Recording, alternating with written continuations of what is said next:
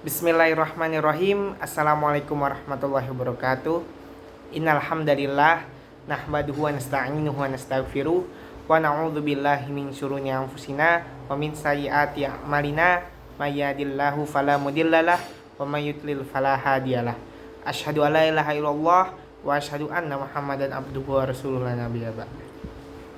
Pertama-tama marilah kita panjatkan puji dan syukur kita atas kehadirat Allah Subhanahu wa taala yang telah memberikan kita banyak sekali nikmat Islam, nikmat iman, nikmat sehat, dan masih banyak nikmat lainnya.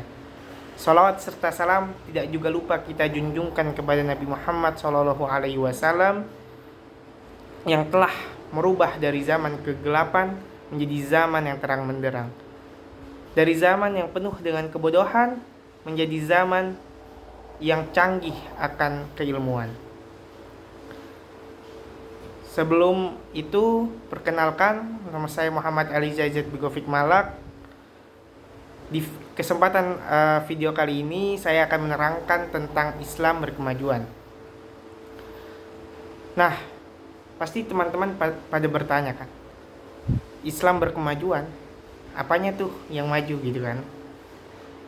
Nih, biar simak video ini, maka insya Allah teman-teman akan mengambil ilmu bahwasanya memang Islam adalah agama yang fleksibel gitu, dari zaman ke zaman, dan Islam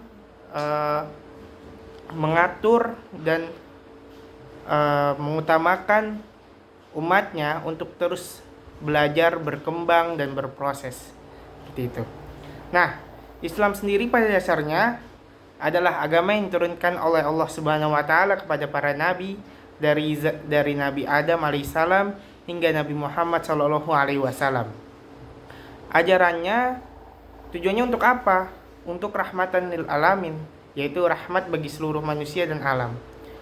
Islam jika dipahami dengan benar dan dilaksanakan dengan baik, maka tentu akan melahirkan kebaikan dan kemajuan bagi umat Islam dan peradaban manusia secara keseluruhan.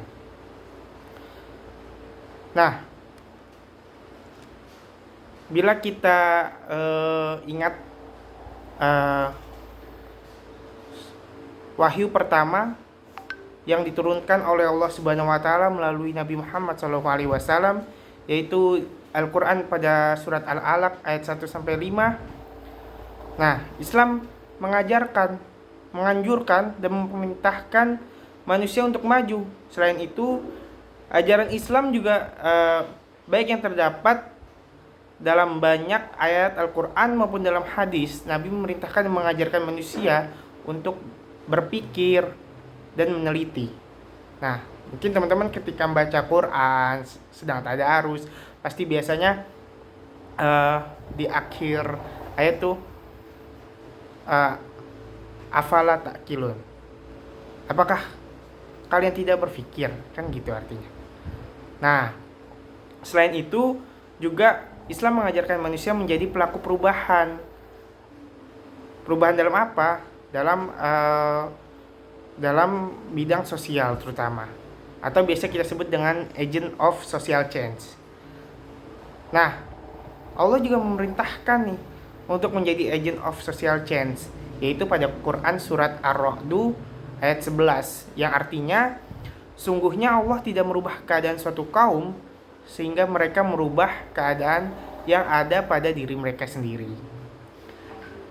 Pada ayat di atas menjelaskan bahwasannya umat manusia untuk menjadi pelaku perubahan atau agent of change, khususnya seorang muslim, harus menyadari bahwasannya perubahan atau kemajuan sangat bergantung pada usaha, kerja keras, dan berawal dari perubahan dalam diri mereka sendiri.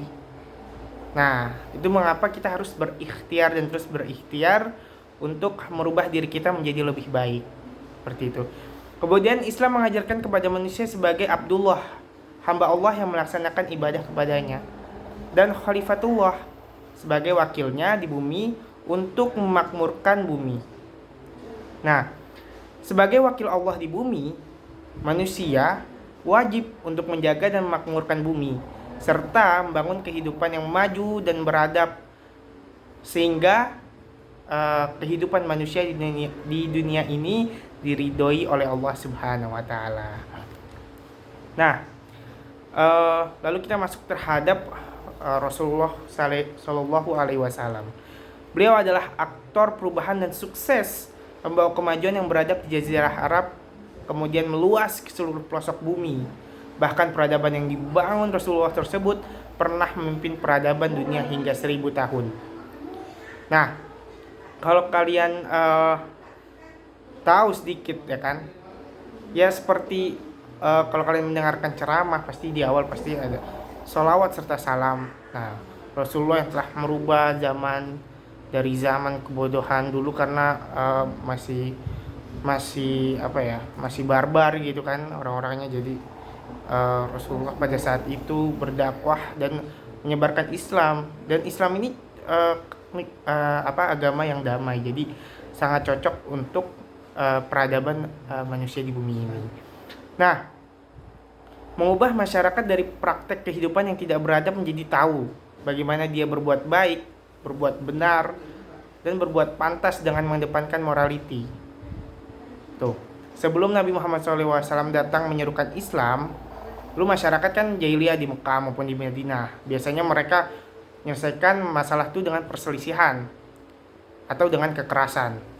Nah, Rasulullah dengan Islamnya menawarkan resolusi konflik atau cara penyelesaian konflik. Dengan cara apa? Nah, tadi Islam datang sebagai rahmatan lil alamin. Maka dari itu agama Islam ialah agama yang cinta akan kedamaian. Lalu juga ketika bangsa Arab merendahkan kaum perempuan, nah Islam datang mengangkat harkat dan martabat perempuan menjadi sederajat dengan laki-laki. Kenapa? Gimana? Dengan menginformasikan bahwasannya perempuan dan laki-laki itu sama derajatnya di hadapan Islam, sama derajatnya di hadapan Allah Subhanahu wa taala. Gak ada tuh yang rendah antara satu dengan yang lain. Nah, Islam datang menawarkan persamaan kedudukan manusia di mata Allah tanpa mengenal perbedaan suku, warna kulit, atau kelas sosial. Islam menyerukan keadilan, pembelaan terhadap penderitaan kaum lemah, mengajarkan cinta kasih dan persaudaraan kemanusiaan. Inilah diantara contoh bahwa Islam telah membentuk peradaban. Inilah diantara alasan mengapa Islam dapat disebut sebagai agama yang berkemajuan. Nah, mungkin dari sedikit materi tersebut yang saya sampaikan bisa membentuk pola pikir teman-teman bahwasannya Islam itu ialah agama yang menuntut manusia, menuntut umatnya untuk terus maju dan berkembang serta berproses di bumi ini. Mungkin sekian dari saya.